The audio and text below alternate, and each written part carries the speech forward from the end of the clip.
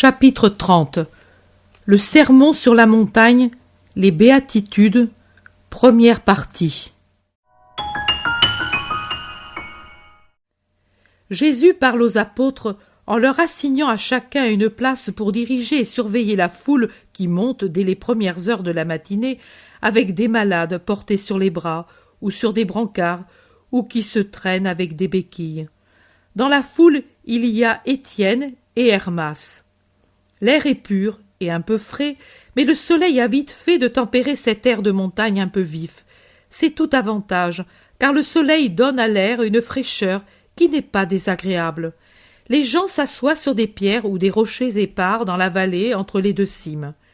Certains attendent que le soleil ait séché l'herbe humide de rosée pour s'asseoir à même le sol. Il y a une foule nombreuse, venue de toutes les régions de Palestine et de toutes conditions. Les apôtres sont perdus dans la foule, mais comme des abeilles qui vont et viennent du pré au rucher, ils reviennent de temps à autre auprès du maître pour le renseigner, pour le questionner, pour avoir le plaisir que le maître les regarde de près. Jésus monte un peu plus haut que le pré qui est au fond de la vallée, s'adosse à la paroi d'un rocher et commence à parler. Plusieurs m'ont demandé pendant une année de prédication « Mais toi, qui te dis le Fils de Dieu, dis-nous ce qu'est le ciel, ce qu'est le royaume, ce qu'est Dieu, car nous avons des idées confuses. Nous savons que le ciel existe avec Dieu et les anges, mais personne n'est jamais venu nous dire comment il est, puisqu'il est fermé aux justes.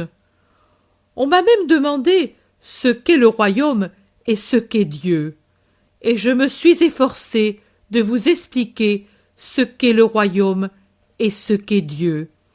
Efforcé, non parce qu'il m'était difficile de m'expliquer, mais parce qu'il m'est difficile, pour un ensemble de circonstances, de vous faire accepter une vérité qui se heurte, en ce qui concerne le royaume, contre tout un édifice d'idées qui se sont accumulées au cours des siècles, et en ce qui concerne Dieu, contre la sublimité de sa nature. D'autres encore m'ont demandé « C'est bien pour ce qui est du royaume et ce qui est de Dieu, mais comment conquiert-on celui-ci et celui-là » Ici aussi, j'ai cherché à vous expliquer patiemment l'âme véritable de la loi du Sinaï. Celui qui fait sienne cette âme s'approprie le ciel. Mais pour vous expliquer la loi du Sinaï, il faut aussi faire entendre le ton sévère du législateur et de son prophète. S'ils promettent des bénédictions à ceux qui l'observent, ils menacent de peines terribles et de malédictions ceux qui désobéissent. La manifestation du Sinaï fut terrible, et cette terreur se reflète dans toute la loi, se reflète dans tous les siècles et dans toutes les âmes. Mais Dieu n'est pas seulement législateur, il est Père, et un Père d'une immense bonté. Peut-être, et sans aucun doute, vos âmes affaiblies par le péché d'origine, par les passions, par les péchés, par des égoïsmes de toutes sortes, les vôtres et ceux d'autrui, ces derniers vous faisant une âme irritée, les vôtres une âme fermée, ne peuvent s'élever à la contemplation des infinies perfections de Dieu et de la bonté, encore moins que de tout autre, parce que c'est la vertu qui, avec l'amour, est le moins le partage des mortels. La bonté, ô la douceur d'être bon, sans haine, sans envie, sans orgueil. Avoir des yeux qui ne regardent que pour aimer, des mains qui ne se tendent que pour des gestes d'amour, des lèvres qui ne profèrent que des paroles d'amour, et un cœur surtout, qui, uniquement rempli d'amour, force les yeux, les mains et les lèvres à des actes d'amour. Les plus savants d'entre vous savent de quel don Dieu avait enrichi Adam, pour lui et pour ses descendants. Même les plus ignorants parmi les fils d'Israël savent qu'il y a en nous un esprit. Seuls les pauvres païens l'ignorent, cette hôte royale, ce souffle vital, cette lumière céleste qui sanctifie et vivifie notre corps. mais les plus savants savent quel don avait été donné à l'homme, à l'esprit de l'homme. Dieu n'a pas été moins généreux pour l'esprit que pour la chair et le sang de la créature qu'il avait faite avec un peu de boue et avec son souffle. Comme il avait donné les dons naturels de beauté et d'intégrité, d'intelligence et de volonté, le don de s'aimer soi-même et d'aimer les autres, de la même façon, il avait donné les dons moraux avec la soumission des sens à la raison. Ainsi, dans la liberté et la maîtrise de soi et de la propre volonté, dont Dieu avait doté Adam, ne s'insinuait pas le pervers esclavage des sens et des passions, mais libre était l'amour de soi, libre la volonté, libre une juste jouissance, qui ne vous fait pas esclave en vous faisant sentir ce poison que Satan a répandu et qui déborde, en vous amenant hors du lit limpide sur des terrains fangeux, dans des marais malsains où fermentent les fièvres des sens charnels et des sens moraux. Pour que vous sachiez que le désir de la pensée vient aussi du sens. Et ils eurent des dons surnaturels, à savoir la grâce sanctifiante, le destin supérieur, la vision de Dieu. La grâce sanctifiante, la vie de l'âme, cette chose extrêmement spirituelle déposée dans notre âme spirituelle. La grâce qui nous fait fils de Dieu, car elle nous préserve de la mort du péché, et celui qui n'est pas mort vit dans la maison du Père, le paradis, dans mon royaume, le ciel. Qu'est-ce que cette grâce qui sanctifie et qui donne vie et royaume? Oh, n'employez pas des flots de paroles. La grâce, c'est l'amour. La grâce, par conséquent, c'est Dieu. C'est Dieu qui, en s'admirant dans la créature qu'il a créée parfaite, s'y aime, s'y contemple, s'y désire, se donne ce qui est sien pour multiplier son avoir, pour jouir de cette multiplication, pour s'aimer en tant d'êtres qui sont d'autres lui-même. Ô Fils, ne frustrez pas Dieu de ce qui est son droit, ne dépouillez pas Dieu de ce qui est son avoir, ne décevez pas Dieu en ce qui est son désir. Pensez qu'il agit par amour. Même si vous n'existiez pas, lui serait toujours l'infini, et sa puissance n'en serait pas diminuée. Mais lui, bien qu'étant complet dans sa mesure infinie, sans mesure, veut non pas pour lui ni en lui, il ne le pourrait pas puisqu'il est déjà l'infini, mais pour le créer, sa créature, lui veut augmenter l'amour bien que ce créé contienne déjà ce qui permet de donner la grâce, l'amour, pour que vous le portiez en vous à la perfection des saints, et pour que vous reversiez ce trésor, tiré du trésor que Dieu vous a donné avec sa grâce, et augmenté de toutes vos œuvres saintes, de toute votre vie héroïque de saint, dans l'océan infini où Dieu se trouve, dans le ciel. Divine, divine, divine citerne de l'amour, c'est ce que vous êtes, et à votre être n'est pas donnée la mort, car vous êtes éternel comme Dieu étant Dieu. Vous existerez, et votre être ne connaîtra pas de fin, parce qu'immortels comme les esprits saints qui vous ont suralimentés, en revenant en vous enrichis de vos propres mérites. Vous vivez et nourrissez, vous vivez et enrichissez, vous vivez et formez cette très sainte chose qui est la communion des esprits, depuis Dieu, esprit très parfait, jusqu'à ce tout petit qui vient de naître, qui prend pour la première fois le sein maternel. Ne me jugez pas mal au fond de votre cœur, vous qui êtes savants. Ne dites pas c'est un fou, c'est un menteur. Il faut qu'il soit fou pour parler de la grâce en nous, puisque la faute nous en a privés. Il ment en nous disant déjà unis à Dieu. Oui, la faute existe. Oui, La séparation existe, mais devant la puissance du Rédempteur, la faute, séparation cruelle survenue entre le Père et les Fils, croulera comme une muraille secouée par le nouveau Samson. Déjà, je l'ai saisie et je la secoue, et elle vacille. Et Satan tremble de colère et d'impuissance, ne pouvant rien contre mon pouvoir, et se voyant arracher tant de proies et devenir plus difficile l'entraînement de l'homme au péché. Parce que, quand, par mon intermédiaire, je vous aurai amené à mon Père, et que par l'effusion de mon sang et par ma douleur, vous serez devenus purs et forts, la grâce reviendra en vous, vivante, éveillée, puissante, et vous serez des triomphateurs, si vous le voulez. Dieu ne vous fait pas violence dans votre pensée, ni non plus dans votre sanctification. Vous êtes libres, mais il vous rend la force, il vous délivre de la domination de Satan. À vous de reprendre le joug infernal, ou de mettre à votre âme des ailes d'ange. Tout dépend de vous, pour me prendre comme frère, pour que je vous guide et vous nourrisse d'une nourriture immortelle. Comment conquérir Dieu et son royaume en suivant une autre voie plus douce que la voie sévère du Sinaï, dites-vous? Il n'y a pas d'autre chemin. Il y a celui-ci. Mais cependant, ne le regardons pas sous le jour de la menace, mais sous le jour de l'amour.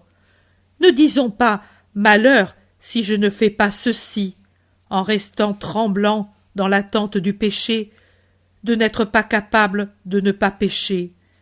Mais disons « bienheureux serai-je si je fais ceci », et avec un élan de joie surnaturelle, joyeux, élançons-nous vers ces béatitudes qui naissent de l'observation de la loi, comme les roses naissent dans un buisson épineux.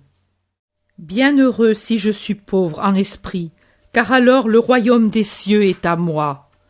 Bienheureux si je suis doux, parce que j'aurai la terre en héritage. Bienheureux si je suis capable de pleurer sans me révolter, car je serai consolé. Bienheureux si plus que du pain et du vin qui rassasient la chair, j'ai faim de justice.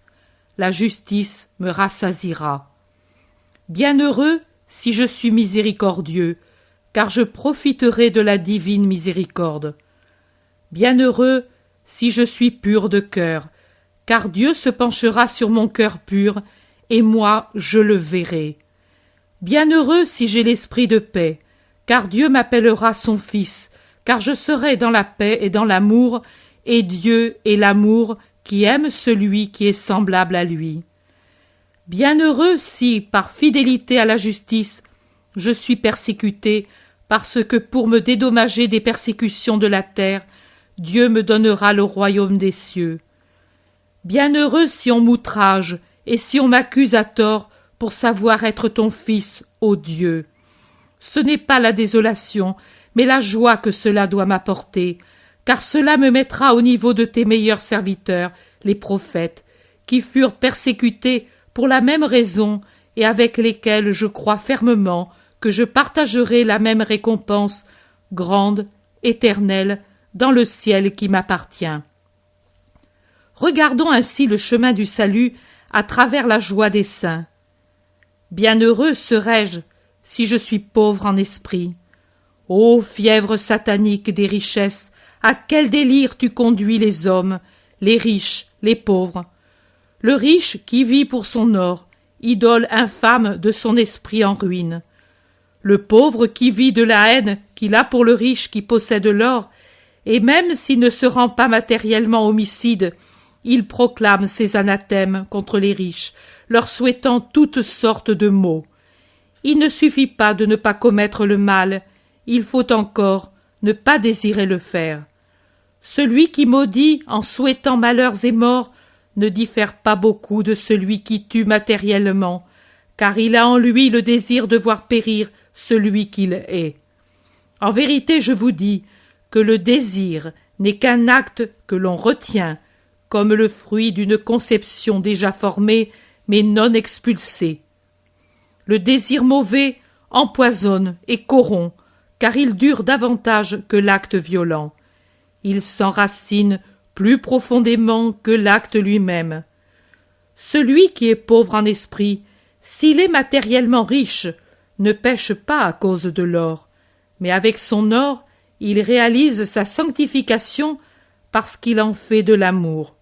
Aimé et béni, il est semblable à ces sources qui sauvent les voyageurs dans les déserts et qui se donnent sans avarice, heureuses de pouvoir se donner pour soulager ceux qui désespèrent. S'il est réellement pauvre, il est joyeux dans sa pauvreté et trouve son pain agréable. Il est joyeux car il échappe à la fièvre de l'or.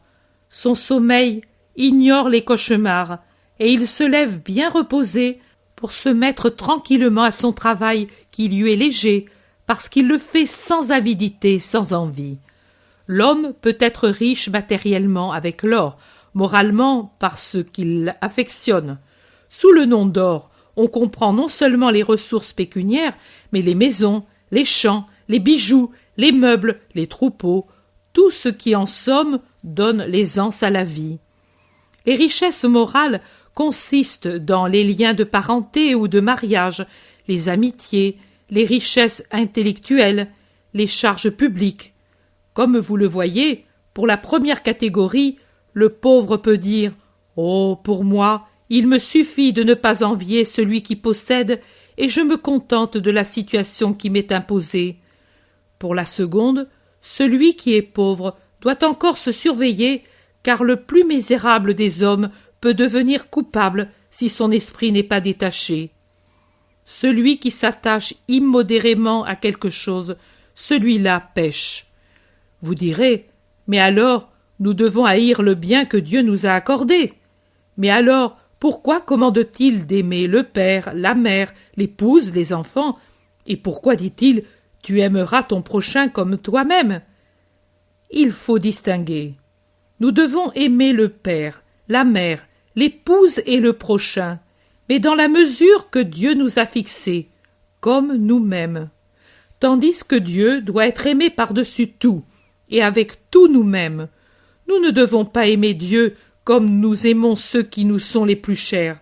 Celle-ci parce qu'elle nous a allaités, cette autre parce qu'elle dort sur notre poitrine et qu'elle nous donne des enfants. Mais nous devons l'aimer avec tout nous-mêmes, c'est-à-dire avec toute la capacité d'aimer qui existe dans l'homme. Amour de fils, amour d'époux, amour d'amis, et, oh, ne vous scandalisez pas, amour de père.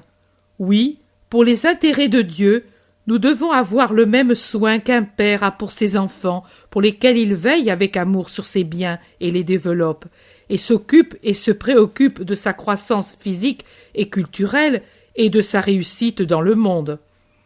L'amour n'est pas un mal et ne doit pas devenir un mal. Les grâces que Dieu nous accorde ne sont pas un mal et ne doivent pas devenir un mal. Elles sont amour. C'est par amour qu'elles sont données. C'est avec amour qu'il faut user de ces richesses d'affection et de bien que Dieu nous accorde. Et seul celui qui ne s'en fait pas des idoles, mais des moyens pour servir Dieu dans la sainteté, montre qu'il n'a pas d'attachement coupable pour ses biens. Il pratique alors la sainte pauvreté d'esprit qui se dépouille de tout pour être plus libre de conquérir le Dieu saint, suprême richesse. Conquérir Dieu, c'est-à-dire posséder le royaume des cieux. Bienheureux serai-je si je suis doux. Cela peut sembler contraster avec les exemples de la vie journalière. Ceux qui manquent de douceur semblent triompher dans les familles, dans les villes et les nations. Mais est-ce un vrai triomphe? Non, c'est la peur qui en apparence tient soumis ceux qui sont accablés par un despote. Mais en réalité, ce n'est qu'un voile qui cache le bouillonnement de la révolte contre le tyran. Ils ne possèdent pas les cœurs de leurs familiers, ni de leurs concitoyens, ni de leurs sujets, ceux qui sont coléreux et dominateurs. Ils ne soumettent pas les intelligences et les esprits à leurs enseignements, ces maîtres du « je l'ai dit » et « je l'ai dit ». Mais ils ne forment que des autodidactes, des gens qui recherchent une clé qui puisse ouvrir les portes closes d'une sagesse ou d'une science dont ils soupçonnent l'existence et qui est opposée à celle qu'on leur impose.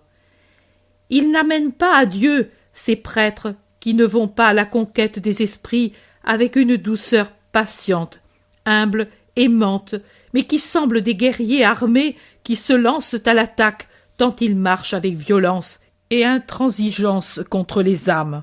Ô pauvres âmes, si elles étaient saintes, elles n'auraient pas besoin de vous, prêtres, pour rejoindre la lumière.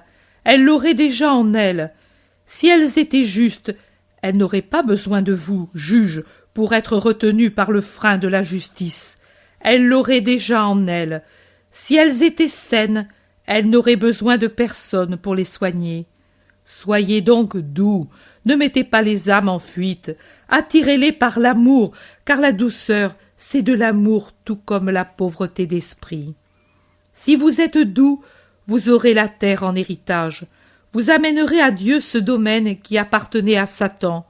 En effet, votre douceur, qui est aussi amour et humilité, aura vaincu la haine et l'orgueil, en tuant dans les âmes le roi abject de l'orgueil et de la haine, et le monde vous appartiendra, et donc appartiendra à Dieu, car vous serez les justes qui reconnaissent Dieu comme le maître absolu de la création, à qui on doit donner louange et bénédiction et rendre tout ce qui lui appartient. Bienheureux serai-je si je sais pleurer sans me révolter. La douleur existe sur la terre, et la douleur arrache des larmes à l'homme. La douleur n'existait pas, mais l'homme l'a apportée sur la terre, et par la dépravation de son intelligence s'efforce de la faire croître de toutes les façons. Il y a les maladies, les malheurs qu'amène la foudre, la tempête, les avalanches, les tremblements de terre. Mais voilà que l'homme, pour souffrir et surtout pour faire souffrir, car nous voudrions que ce soit non pas nous, mais les autres qui pâtissent des moyens étudiés pour faire souffrir, voilà que l'homme invente des armes meurtrières toujours plus terribles et des tortures morales toujours plus astucieuses. Que de larmes l'homme arrache à l'homme à l'instigation de son roi secret, Satan. Et pourtant, en vérité, je vous dis que ces larmes n'amoindrissent pas l'homme, mais le perfectionnent. L'homme est un enfant distrait, un étourdi superficiel, un être d'intelligence tardive, jusqu'à ce que les larmes en fassent un adulte réfléchi, intelligent. Seuls ceux qui pleurent ou qui ont pleuré savent aimer et comprendre. Aimer les frères qui pleurent comme lui, les comprendre dans leur douleur, les aider avec une bonté qui a éprouvé comme cela fait mal d'être seul quand on pleure. Et ils savent aimer Dieu, car ils ont compris que tout est douleur excepté Dieu, parce qu'ils ont compris que la douleur s'apaise si on pleure sur le cœur de Dieu, parce qu'ils ont compris que les larmes résignées qui ne brisent pas la foi, qui ne rendent pas la prière aride, qui ne connaissent pas la révolte, changent de nature et de douleur deviennent consolation. Oui, ceux qui pleurent en aimant le Seigneur seront consolés.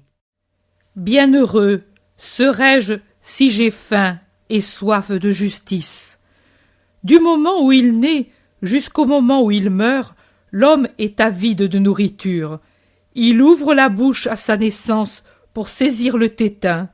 Il ouvre les lèvres pour absorber de quoi se restaurer dans les étreintes de l'agonie. Il travaille pour se nourrir.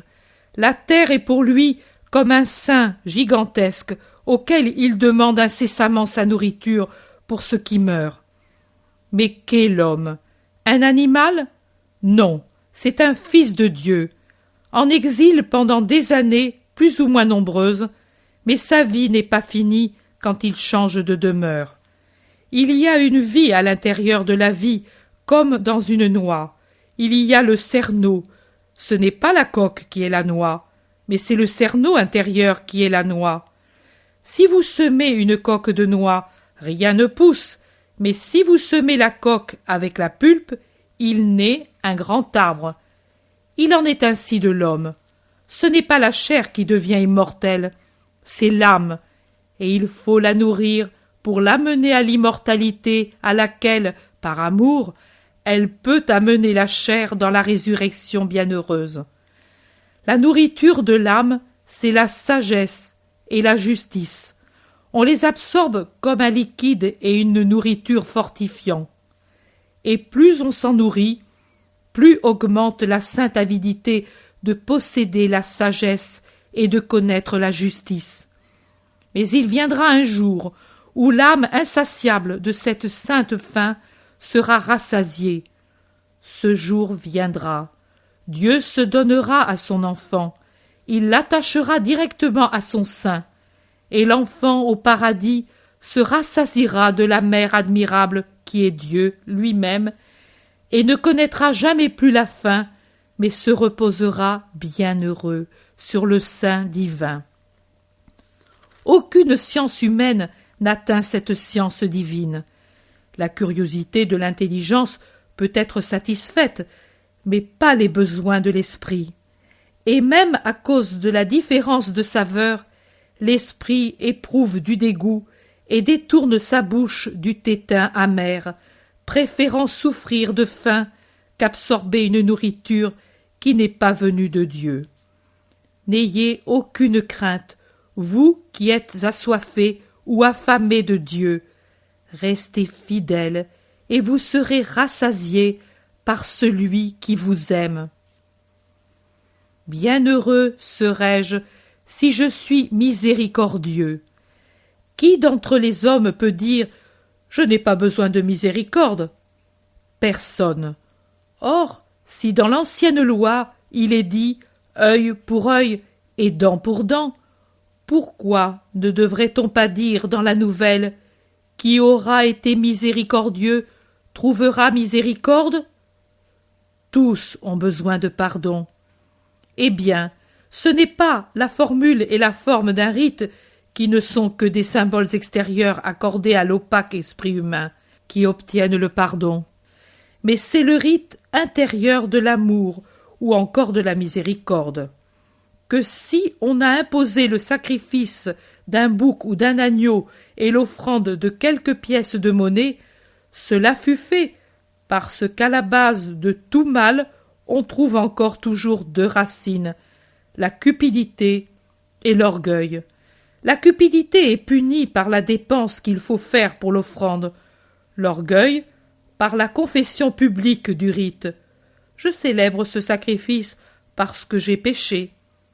Et cela se fait aussi pour annoncer les temps et les signes des temps, et le sang répandu est la figure du sang qui sera répandu pour effacer les péchés des hommes. Bienheureux donc celui qui sait être miséricordieux pour ceux qui sont affamés, nus, sans toit, pour ceux encore plus misérables qui sont ceux qui ont un mauvais caractère, qui fait souffrir ceux qui le possèdent et ceux qui vivent avec eux. Ayez de la miséricorde, pardonnez, compatissez, secourez, instruisez, soutenez.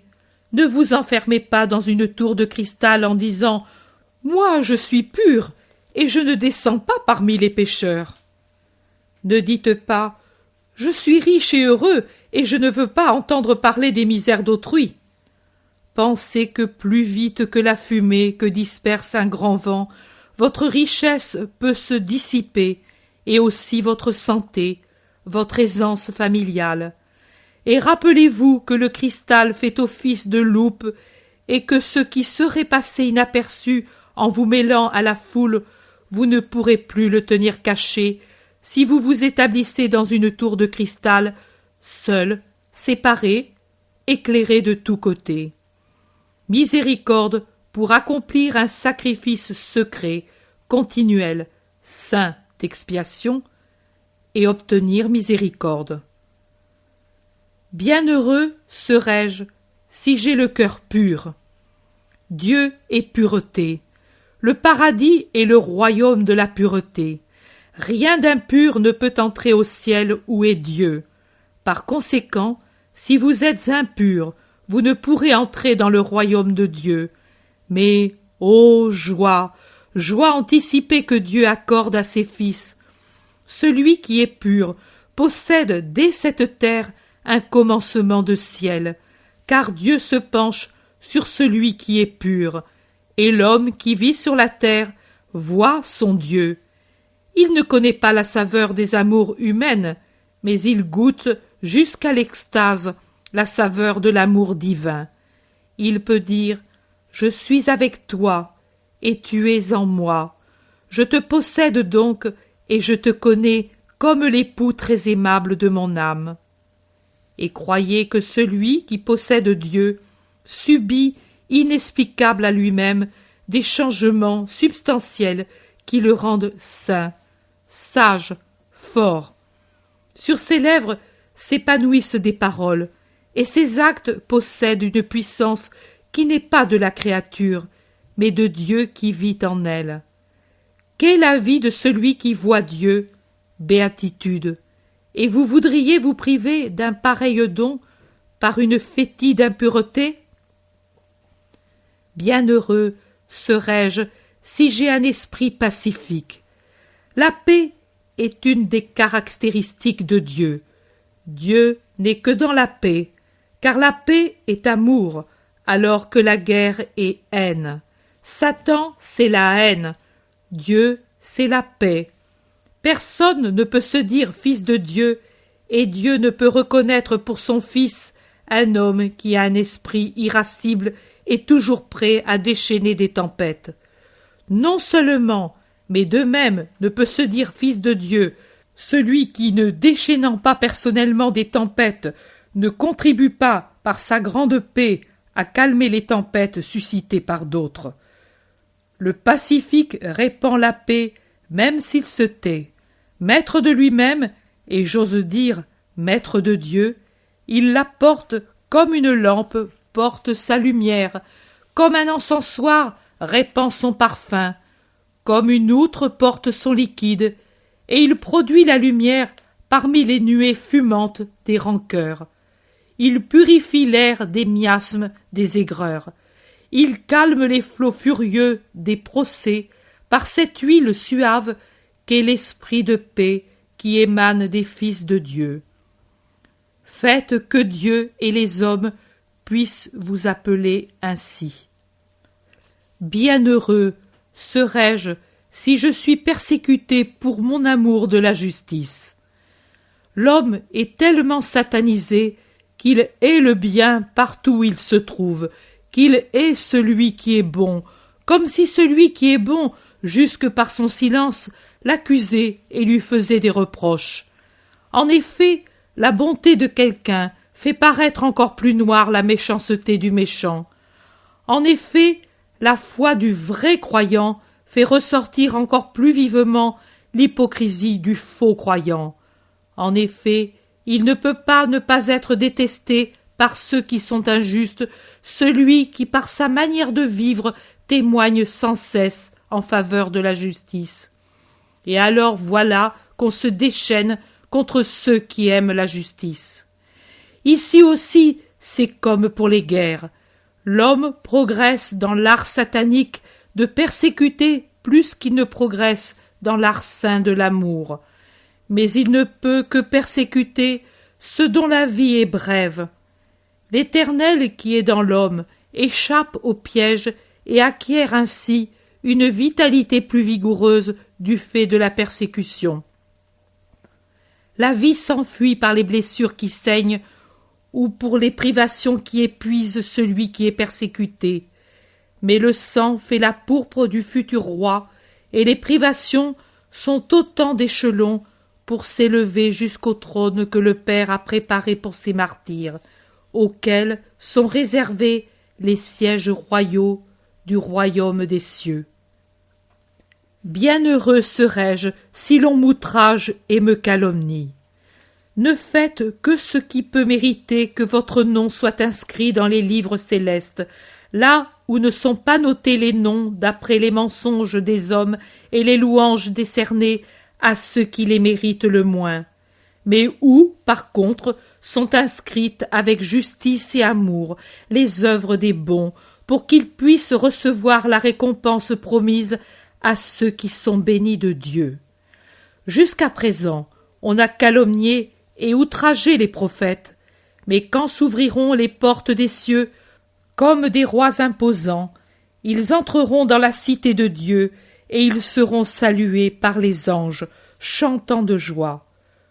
Vous aussi, outragés et calomniés pour avoir appartenu à Dieu, aurez le triomphe céleste, et quand le temps sera fini et le paradis rempli, alors toute larme vous sera chère, parce que par elle vous aurez conquis cette gloire éternelle qu'au nom du Père je vous promets. Allez, demain je vous parlerai encore. Que restent seulement les malades pour que je les secours dans leur peine. Que la paix soit avec vous, et que la méditation du salut, par le moyen de l'amour, vous mette sur la route qui aboutit au ciel.